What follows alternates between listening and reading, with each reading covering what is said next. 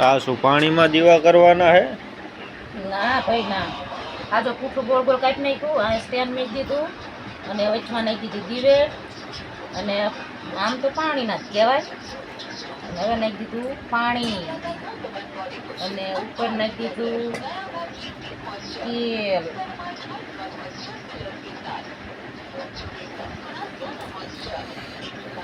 નો હોય એવું કરશે.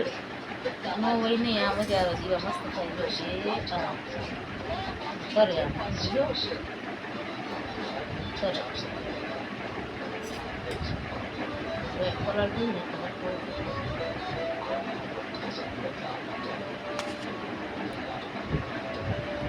પવન ના બોલવાય નહીં, સમજો ઉપરથી પવન. ખરેખર આવા દીવા બનાવજો, ઓલવાય નહીં, ગમે એમ પવન આવે એમ. અને ધનતેરસની શુભકામના.